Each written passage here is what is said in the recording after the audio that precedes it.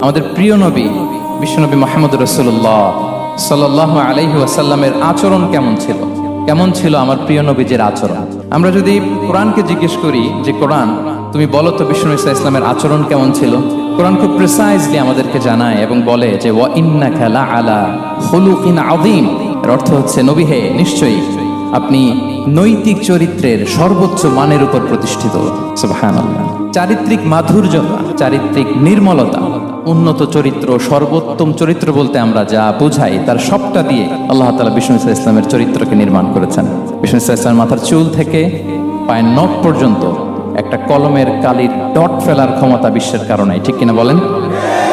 এজন্য আল্লাহ বলছেন ওয়া ইন্নাকা লাআলা খুলুকিন আযীম, নৈতিক চরিত্রের সর্বোচ্চ স্ট্যাটাস, সর্বোচ্চ মানে আপনি নবী হে প্রতিষ্ঠিত। এবং তিনি বলতেন ওয়া ইন্নামা বুইসতু লিউতাম্মিমা মাকারিমাল আখলাক, আমি উত্তম আচরণের পূর্ণতা দান করার জন্য এই পৃথিবীতে এসেছি, উত্তম চরিত্রের পূর্ণতা দিতে, চারিত্রিক পূর্ণতা দিতে, বিশ্ববাসীকে উত্তম চরিত্র শেখাবার জন্য এই পৃথিবীতে এসেছি।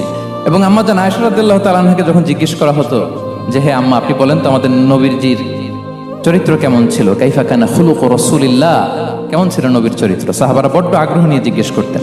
আম্মা জান আয়েশা বলেছেন কানা খুলুকুহু আল কোরআন, বিষ্ণু ইসলামের চরিত্র ছিল কোরআনই চরিত্র। কোরআনে যা করতে বলা হয়েছে, যা করতে বারণ করা হয়েছে, তা প্র্যাকটিক্যালি বিশ্বনবীর জীবনে সেটা করে দেখানো হয়েছে। এবং তিনি বলতেন বিষ্ণু ইসলাম যখন রাস্তা দিয়ে হেঁটে যেতেন, as if a living Quran is walking on the street, মনে হতো একটা জীবন্ত কোরআন রাস্তা দিয়ে হেঁটে যাচ্ছে। এত সুন্দর ছিল বিষ্ণু ইসলামের চরিত্র। উনি যে নিজেই উত্তম আচরণের ছিলেন তাই নয়, তিনি সর্বোত্তম আচরণ যেন আমরা অর্জন করি এটার ব্যাপারে গুরুত্ব আরোপ করেছেন। রাসূল সাল্লাল্লাহু আলাইহি ওয়াসাল্লামকে জিজ্ঞেস করা হলো নবী হে, কোন জিনিস মানুষকে সবচেয়ে বেশি আল্লাহর জান্নাতে প্রবেশ করাবে?